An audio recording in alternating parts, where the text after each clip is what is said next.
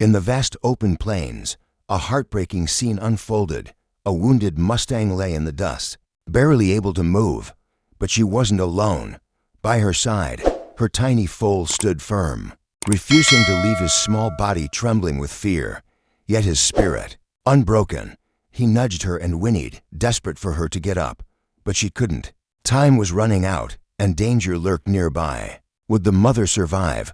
And what would happen to the baby Mustang if she didn't? What happened next shocked everyone.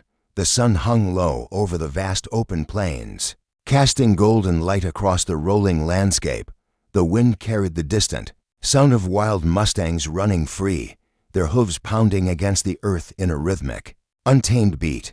But away from the herd, hidden beneath the shadow of a lonely, dry-bark tree, lay a wounded Mustang mare, and beside her, refusing to leave, stood her baby, the young foal, no more than a few weeks old, pressed his small body against his mother's side, his delicate legs shaking. His soft brown coat was coated in dust, his dark eyes wide with fear as he nuzzled his mother, desperate for her to get up. But she didn't move. Her chestnut coat was slick with sweat, her breath coming in ragged, uneven gasps. A deep gash ran down her front leg, and dried blood crusted around the wound. Her muscles trembled from exhaustion, her body unable to rise. The foal let out a high-pitched whinny, stepping back just enough to nudge his mother's neck with his small muzzle. Still, she didn't move. He let out another distressed cry, looking toward the open plains where the rest of the herd had disappeared over the horizon. They had left. They had no choice. But he had stayed because how could he leave her behind? The mare flicked an ear, acknowledging her baby's presence, but she was too weak to do anything more. Her body had given everything to protect him, to keep running when the danger came. But she had fallen, and now the foal was alone with her. The sun was getting lower. The night would come soon, and with it, the dangers that lurked in the darkness. The foal lifted his head, his ears twitching at every sound. He wasn't sure what to do, but he knew one thing. He wasn't leaving her. He pressed his small, fragile body against hers as if his warmth could bring her strength. His breath came in quick, nervous puffs, his tiny legs still trembling from exhaustion. Then movement in the distance. His ears flicked toward the sound, his young heart pounding. Something or someone was coming. Dust kicked up along the far edge of the plains. The foal froze. He didn't understand what was approaching, but instinct told him to be afraid. A figure on horseback emerged through the shimmering heat of the fading daylight. A man. He was riding slowly, carefully, his eyes scanning the land, his posture tense, as if he were searching for something important. And then he saw them. The man pulled his horse to a stop, his expression hardening. His trained eyes immediately took in the scene, the mare lying helplessly on the ground, her foal standing guard beside her. For a moment, there was only silence. Then, the foal let out a small, uncertain whinny, his head tilting in confusion. The man inhaled sharply, realizing the truth. This baby wasn't lost. He was refusing to leave his mother, and if he didn't intervene soon, neither of them would survive the night. The man sat frozen in his saddle, staring at the heartbreaking sight before him. A wounded Mustang mare, her body weak and battered, lay stretched out in the dry grass, her chest rising and falling in shallow breaths. Beside her, the tiny foal stood firm, his thin legs trembling, yet he refused to move away from his mother's side. His dark eyes were locked onto the stranger, filled with a mixture of fear and silent pleading. The sun was sinking fast, casting long shadows across the plains. The temperature would plummet soon, and the wind had already begun to pick up, whispering warnings through the open landscape.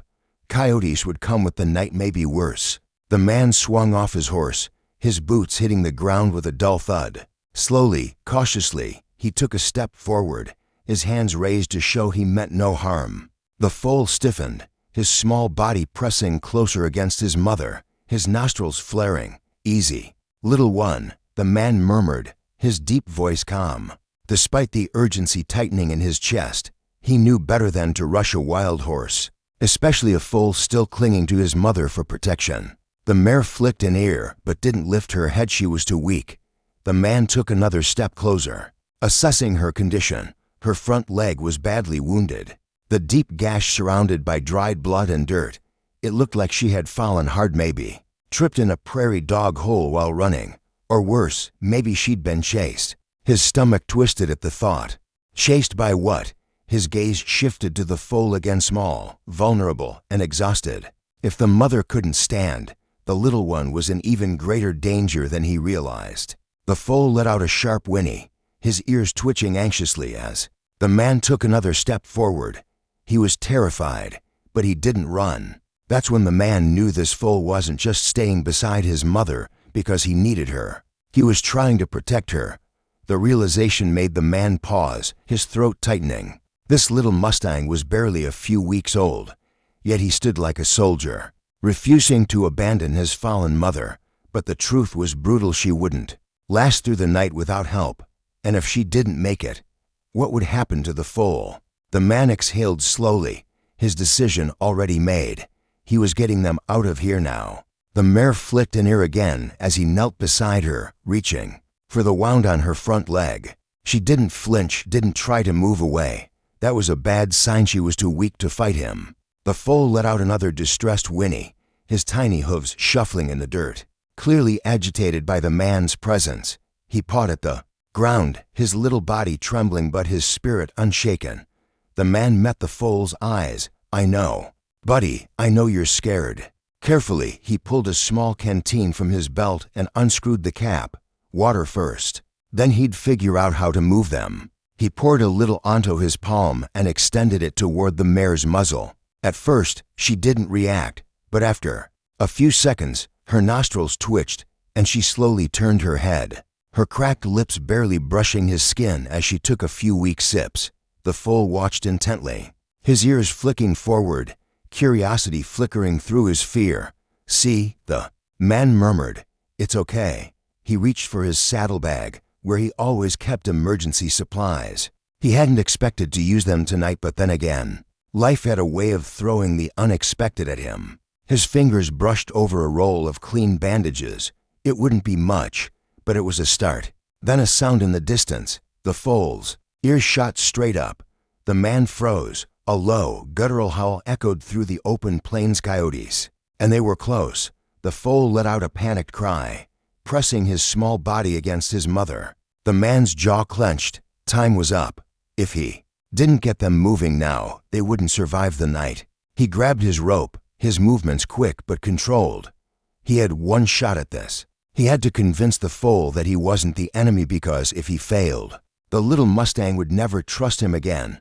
The foal's panicked cries echoed across the darkening plains, his small body trembling as he pressed himself against his mother. His eyes darted toward the distant howls of the approaching coyotes. The man tightened his grip on the rope in his hands, his heart pounding. There was no time left to hesitate. He had to get them moving now. The mare let out a weak, shaky breath. She was still conscious, but barely. Her wound was bad, and even if he could patch it up, she wouldn't be able to walk far.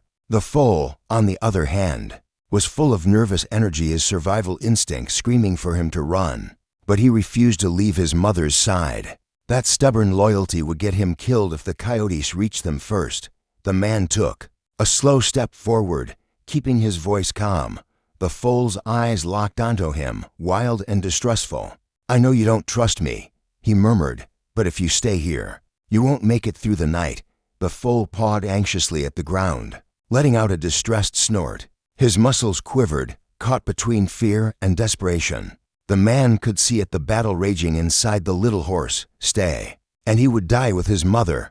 Run, and he would abandon her. The man exhaled sharply. He didn't have time to convince the foal with words. He needed to act. With one swift motion, he looped the rope carefully round the foal's neck, not pulling too tightly, but firmly enough to gain control. The foal immediately reared up, letting out a high-pitched squeal of panic as he fought against the pressure. His hooves kicked in the air, his frail legs thrashing against the loose dirt. The mare, hearing her baby's distress, flicked her ears and gave a weak, rumbling nicker. Even in her injured state, she was trying to comfort him. The man held steady, letting the foal pull and struggle. He didn't fight back. "Not yet. It's okay, kid," he said under his breath. "I'm not taking you away from her, but I need you to move." The foal's wild thrashing slowed slightly. He was listening. The man turned toward his horse, who stood calm and alert a few feet away. Watching the scene unfold, he gave a soft whistle, a cue the horse knew well. Slowly, the well-trained gelding took a step forward. The foal's ears flicked toward the sound. That was the moment the man had been waiting for. He took a slow step back, keeping gentle tension on the rope, not forcing, but guiding. The foal hesitated, his breath coming in frantic, uneven bursts. Then, for the first time, he took a step toward the man. A second howl pierced the air. Closer this time. The man's chest tightened. The coyotes were closing in. He turned his focus to the mare. She couldn't walk far, but she had to try. Kneeling beside her, he ran his hands gently along her injured leg. She flinched but didn't pull away. "It's bad," he muttered, "but not bad enough to stop you." The foal snorted anxiously, shifting on his hooves. He could feel the tension in the air. The man moved fast, untying a long strip of cloth from his saddlebag and wrapping it tightly around the mare's wound. It wasn't perfect, but it would have to do. He stood up, gripping the lead rope. The foal's eyes flicked from him to his mother, unsure. Then, in the distance, movement. Dark shapes appeared at the edge of the plains. The coyotes had arrived. Their glowing eyes flickered in the fading light, their lean bodies creeping forward. Sensing weakness, the lead coyote let out a low, rumbling growl. The mare, though weak, lifted her head and let out a deep warning snort. Even injured, even exhausted, she would fight to protect her baby. The man was done waiting. "Let's go," he commanded, his voice firm. He tugged gently on the rope, and this time the foal moved willingly. The mare let out a pained whinny, but to his shock, she pushed herself up onto her feet. She staggered, her injured leg barely able to hold her weight, but she stood. The foal immediately pressed against her side, his body shaking, but his resolve unbroken.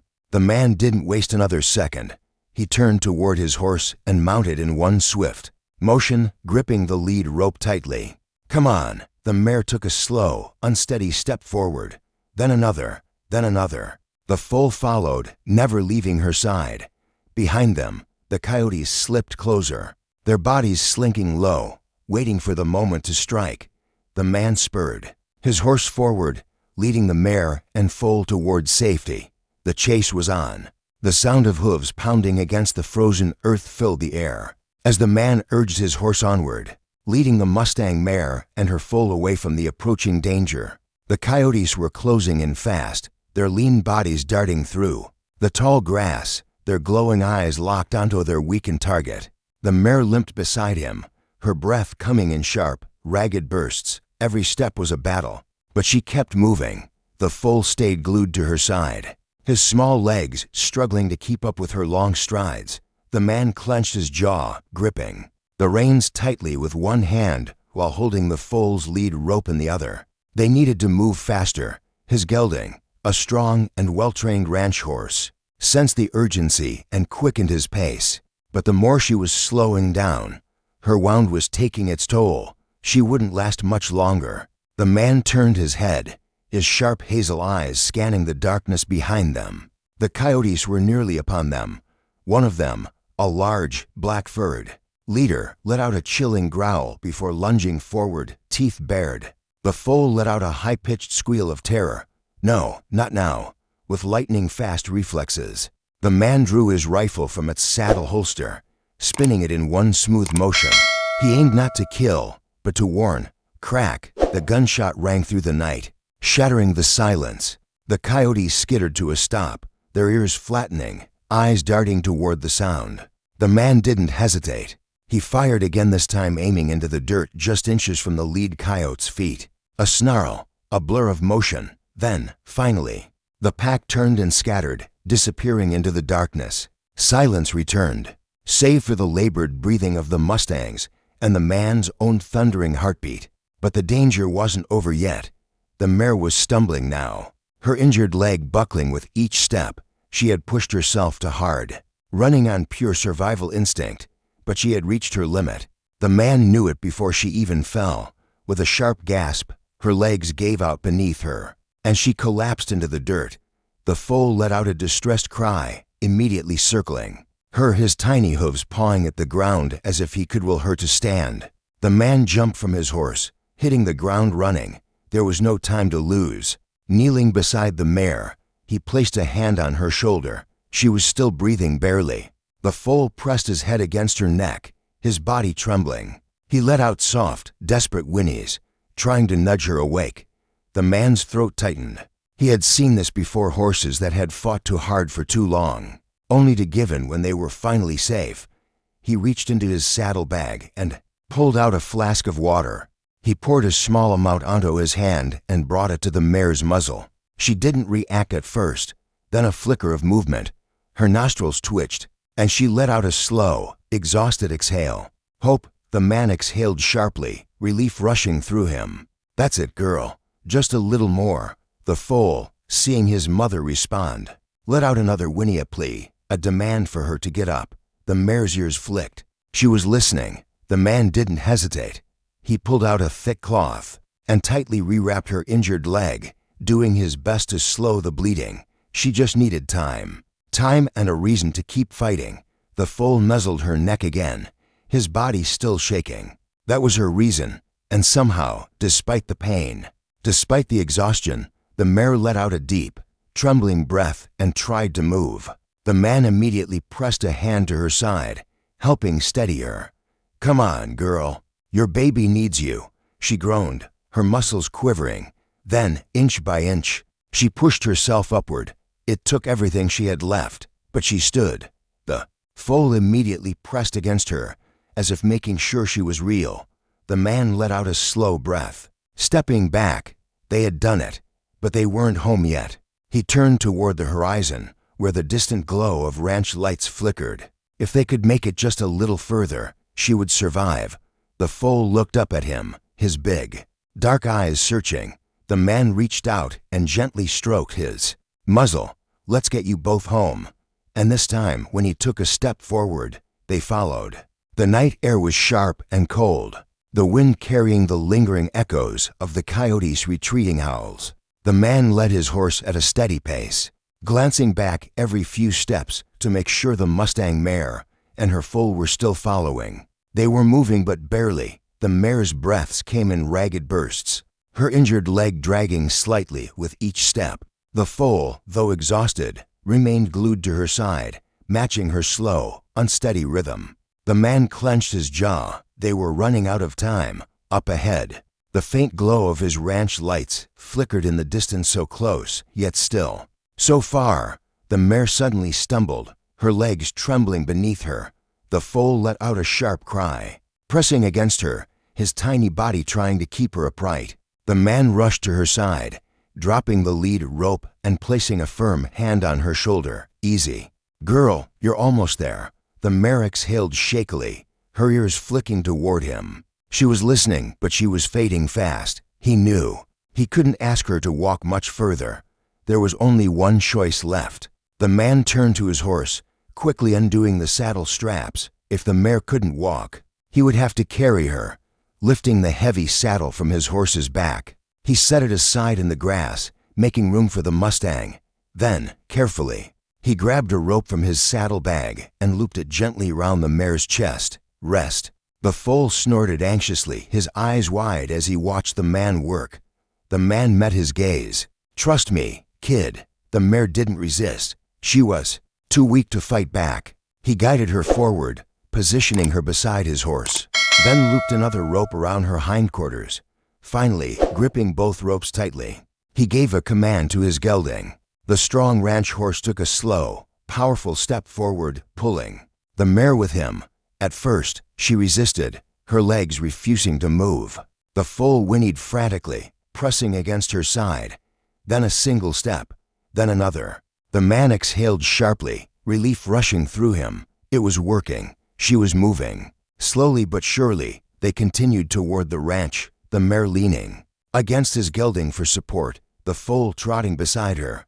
The man kept his pace steady, his breath visible in the freezing night air. They were going to make it. When they finally reached the ranch gates, the man didn't hesitate. He swung them open, leading the Mustang straight to the barn. The foal paused at the entrance. his ears flicking uncertainly at the unfamiliar surroundings. The man knelt beside him, speaking softly. "It's safe here." The foal blinked, then pressed his nose against his mother's side, as if waiting for her approval. The mare, though weak, let out a slow, exhausted sigh. That was enough. The foal followed her inside.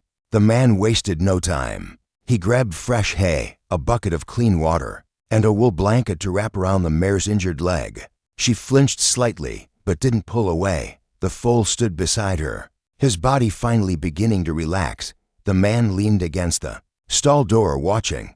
Let them settle. They were safe now, but the real battle wasn't over. The mare still had a long road to recovery, and the foal, he had lost everything except her. The man exhaled slowly, his hazel eyes softening. He had saved them, but somehow he felt like they had saved him too. The barn was quiet. The only sound was the soft rustling of hay and the steady breathing of the Mustangs. The mare lay curled in a thick bed of straw, her wounded leg wrapped carefully in fresh bandages. She was weak, but she was alive, and for the first time in days, she could rest. The foal, however, refused to settle. He stood protectively over his mother, his small frame still trembling from exhaustion. His dark eyes flickered between the man and the exit as if he wasn't sure whether to trust the safety of this place. The man watched from outside the stall, his arms resting on the wooden gate. He had seen horses like this before, wild, untouched, full of spirit. But this foal was different. His survival had been tied to one thing, his mother, and now that she had collapsed, now that she wasn't running anymore, he didn't know what to do. The man reached for a bucket of water and set it gently inside the stall. The foal's ears flicked toward the noise, but he didn't move. "You don't trust me yet," the man murmured, his voice low and steady. "That's all right. I wouldn't trust me either." The foal let out a quiet, unsure snort. The man took a slow step forward, careful not to startle him. He reached into his coat pocket and pulled out a small piece of an apple. The foal's nostrils flared at the scent. His legs twitched, his body torn between curiosity and fear. The man extended his hand. "It's yours if you want it." For a long moment, the foal didn't move. Then he took a step closer. The mare flicked an ear, watching through half-lidded, tired eyes. She wasn't strong enough to rise, but she was aware. She was listening. The foal hesitated, lowering his nose toward the apple. But at the last second, he pulled back, turning to his mother instead. The man didn't push. He knew what was happening. The foal wasn't afraid of the apple. He was afraid of letting go. Everything in his life had changed so fast. One moment he was running beside his mother, the next she was on the ground, unable to move. And now they were here, in a barn, with a stranger. The foal didn't want comfort from anyone but her. The man sighed softly, placing the apple on the ground. "It's yours when you're ready." He took a step back, giving them space. For a while, nothing happened. The foal just stood there, his sides rising and falling with uneven breaths. Then, slowly, he turned his head toward the apple dot, and for the first time since they had arrived, he took a bite. The man smiled faintly. It was a start. The night stretched on, the cold air pressing against the barn walls. The man sat on a hay bale near the stall, his head tilted forward, watching as the foal finally curled up beside his mother. He had a choice to make. The mare was still weak. She had days, maybe weeks, before she'd be strong enough to return to the wild. The foal, on the other hand, had imprinted on her. If she left, he would follow, and that was the risk. If they went back, would they survive? The man ran a hand down his face. He had seen Mustangs before. He had even saved a few, but this felt different. He wasn't just helping a horse. He was watching a bond stronger than anything he'd ever seen. And the question remained, would he be the one to separate them? Or would he do something that went against everything he had planned? Would he let them stay? As he sat there, listening to the quiet breaths of the sleeping Mustangs, he realized he already knew the answer. He just wasn't ready to say it out loud. The first light of dawn crept over the horizon, casting a soft golden glow across the ranch. The man stood just outside the barn, leaning against the wooden fence, watching as the foal stirred from his sleep. His small body was curled tightly against his mother's side, his chest rising and falling in slow, steady breaths. The mare, though, still weak, was awake. Her ears flicked as she listened to the quiet sounds of the morning, her dark eyes scanning the world outside the safety of the barn. The man exhaled, rubbing the back of his neck. Today was the day. He had spent the last few nights thinking, debating with himself about what was right. Wild Mustangs belonged on the open plains. He knew that. He had never kept a Mustang before, but something about these two was different. They had survived against all odds. The foal had fought, had stayed. He had refused to abandon his mother when any other young horse would have run. And the mare? She had pushed through unimaginable pain just to keep going for him. This wasn't just survival. This was a bond stronger than anything the man had ever seen. And he knew if he let them go now, they wouldn't survive. The foal let out a small yawn, stretching his thin legs before blinking up at the man. His ears twitched forward, his eyes softer now, less afraid. The man let out a small chuckle. "You're starting to trust me, huh?" The foal hesitated for a moment, then slowly, cautiously he took a step toward him. The mare watched carefully, but she didn't stop him. That was all the answer the man needed. By mid-morning, the mare had managed to stand on her own. Still shaky, but much stronger than the night before, the foal trotted beside her, still unwilling to leave her side, but his movements were lighter, now more confident. The man had spent the morning preparing a special pen near the barn, one that would give them room to move but keep them safe from outside dangers. He led his saddle horse toward the barn, stopping just before the stall door. "You ready for some fresh air?" he asked. The mare flicked an ear, watching him closely. The foal, however, stepped forward without hesitation.